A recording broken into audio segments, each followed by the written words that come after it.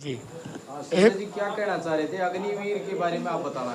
अग्निवीर का एक शहीद होया था जवान पौंसड़ चोरी में, और उसको प्राइवेट एम्बुलेंस में घर पे छोड़ गए दो जवान, और छोड़ के चले गए।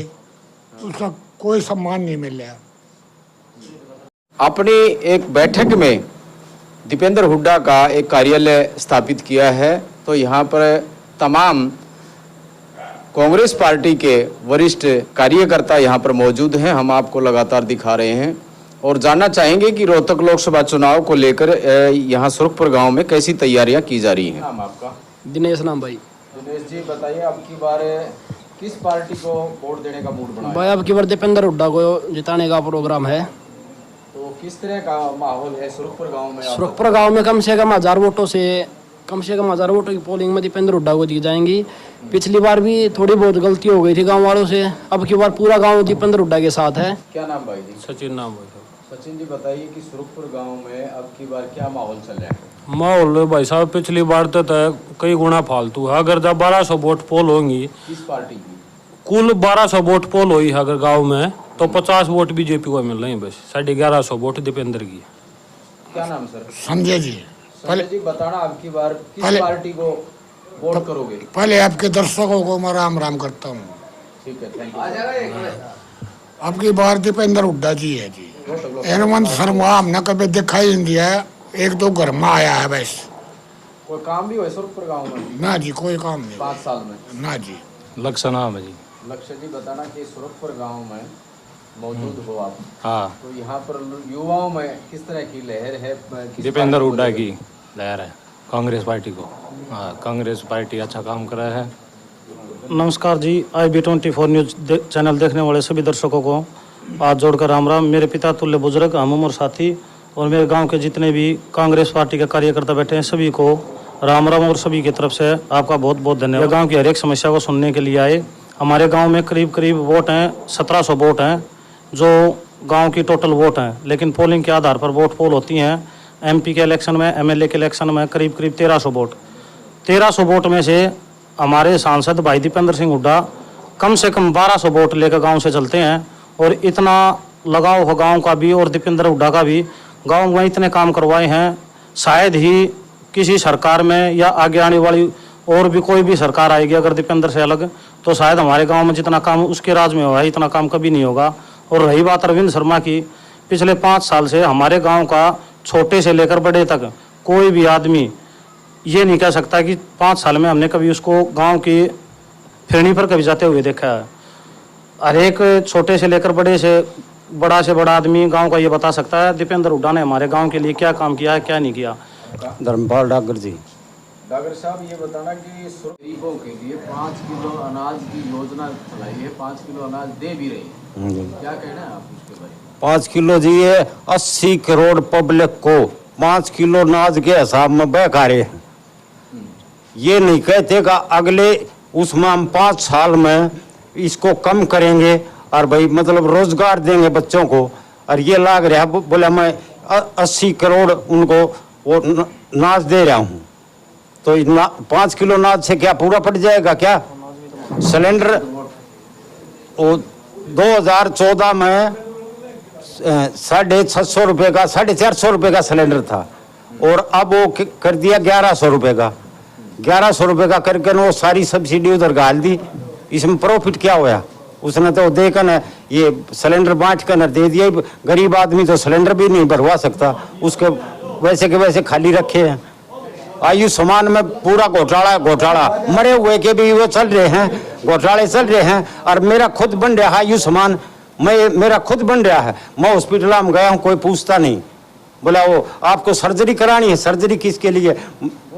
जब मेरा बुखार भड़क वो है तो उसका कोई ट्रीटमेंट नहीं। बोले आपको सर्जरी करानी, सर्जरी मेरे को चीर पाड़ के रख दो, सर्जरी मेरे को नहीं करानी। ट्रीटमेंट जो बीमारी है उसका ट्रीटमेंट नहीं मिल रहा, तो नहीं मिल रहा तो उधर रद्दी में है। इससे सिर्फ भ्रष्टाचार बढ़ रहा और क्या हो रहा? बीजेपी पार्टी में राम मंदिर को बनवाया गया, तो उसके बारे में आपका क्या विचार? राम मंदिर क्या खाने के लिए देगा? बताओ क्या उससे बेनिफिट क्या है? वो चंदे का करते क्या है? कोई किसी को हिसाब दिया उन्होंने? हमारे पास इतना चंदा इकट्ठा हुआ है। वो तो देते, रिकॉर्ड देखो हमारे पास तो कोई रिकॉर्ड आया नहीं, अब उनके पास हो तो हमारी जेब में क्या पता क्या कोई रोजगार मिला हो या भाई किसी को और फैसिलिटी मिली हो। ये तो अपने आत्मा में है राम, तो इन्होंने इतना पैसा इसके ऊपर लगाया, इतना डिफेंस के फौज के ऊपर क्यों नहीं लगाया? हम मेन मानते हैं फौज को और किसान को, उनके ऊपर करना था इन्होंने ये पैसा खर्च। कहाँ है वो पैसा? हमारे को तो पता नहीं। अब क्या करते हैं, उसे किसान को देते हैं, डिफेंस को देते हैं। सचिन नाम है जी। सचिन जी, आपकी बार किस पार्टी को वोट करना चाहेंगे? कांग्रेस पार्टी दीपेंद्र हुड्डा को। 4 साल की नौकरी है, इसमें ना तो कोई पेंशन का लाभ है, ना ही युवा को मतलब कोई स्थायी रोजगार है। क्या नाम भैया आपका? मेरा कुणाल है? कुणाल। कुणाल जी बताइए, आपकी बार किस पार्टी को वोट करना चाहेंगे आप? हम अब की बार कांग्रेस को। क्या नाम भैया आपका? मेरा नाम राहुल शर्मा है। तो आपकी बार किस पार्टी को वोट करना चाहेंगे राहुल जी? आप दीपेंद्र वोट बन चुकी है? हाँ जी बिल्कुल। कितने साल के हो गए? 19। 19 का। तो किस पार्टी को वोट करना चाहेंगे आप? अपना शुरू से वही है, दीपेंद्र सिंह हुड्डा जी को वोट देंगे। और हमारा पूरा गांव लगा हुआ है, दीपेंद्र सिंह हुड्डा जी को वोट देंगे पूरा गांव। और हमारी पूरी टीम दिन रात लगी हुई है मेहनत करने में, सुबह शाम डोर टू डोर करने हैं। हम तो एमपी से लेकर पीएम की दौड़ तक इसको पहुंचाना चाहते हैं। हमारा नेता दीपेंद्र जैसा होना चाहिए। देखो जी, हम हिंदू हैं, हमारी राम में आस्था है। बहुत अच्छा हुआ जो राम मंदिर का निर्माण किया गया, लेकिन राम मंदिर का निर्माण एक राजनीति के तौर पे किया गया है। ऐसा कभी भी हमारे भारतवर्ष में आज तक नहीं हुआ है कि मंदिर में मूर्ति स्थापना पहले की गई हो और कलश बाद में चढ़ाया गया हो। ये सरासर हमारे हिंदू धर्म के खिलाफ, हमारी हिंदू आस्था को ठेस पहुंची है।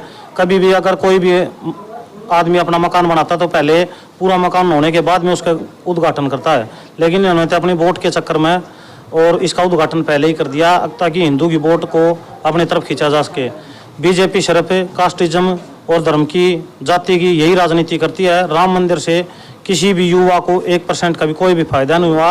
राम मंदिर बनाने की बजाय ये जो इन्होंने बड़े बड़े वायदे किए थे रोजगार देने के लिए, युवा को रोजगार देते, जिसे एक घर में दिया जलता, प्रकाश होता, घर में रोजगार होने के कारण सभी प्रकार के जैसे भी उनके घर की वे आवश्यकता होती है वे पूरी की जाए। बीजेपी ने जैसे कि धारा 370 को हटा दिया गया लोगों को। देखो जी, धारा 370 तोड़ी, लेकिन आज तक मेरे ख्याल से बहुत कम जनसंख्या वाले आदमियों को ये पता है कि 370 का सिर्फ बी तोड़ा गया है, पूरी 370 नहीं तोड़ी गई। अगर पूरी 370 तोड़ते तो कश्मीर को पूर्ण राज्य का दर्जा मिल जाता। 370 का बी तोड़ा गया है। बी तोड़ने का काम है जैसे पूंजीपति को, बड़े कारोबारियों को वहाँ पे ज़मीन मिल सके, वहाँ पे बड़े बड़े बाग हैं उनका टेंडर उनको दिया जा सके, जिससे केवल महंगाई बढ़ेगी। इससे किसी भी प्रकार का जैसे आम जनसंख्या को, आम आदमी को 1% का भी फायदा नहीं होने वाला जी। युवाओं के लिए अग्निवीर की जो 4 साल की स्कीम चलाई गई है, हमारे 74 साल के प्रधानमंत्री अपना आप तो एक बार बोलते हैं कि मेरे को एक मौका और दो, जो कि अपने मुंह से बोला गया 75 साल का, जो 75 साल की उम्र हो जाएगी हर एक बीजेपी के, चाहे वो कार्यकर्ता है या कोई एमएलए है या एमपी है या प्रधानमंत्री, उसको रिटायर कर दिया जाएगा। ये तो 73 साल 74 साल का होने के बाद भी एक मौका मांगता 5 साल के लिए।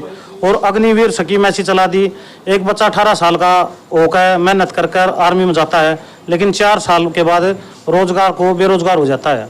इससे शर्वाए जैसे बेरोजगारी के, या फिर जो बच्चा वहाँ पर 4 साल के लिए नौकरी जाता है उसके घर वालों की बहुत ज़्यादा ये होती है कि तेरा बच्चा नौकरी पर गया कुछ लेके आएगा, लेकिन वहाँ से कुछ नहीं मिलेगा। नहीं तो शहीद का दर्जा मिलता, नहीं पेंशन मिलती, नहीं किसी प्रकार का उसके घर वालों को सहायता मिलती है जी।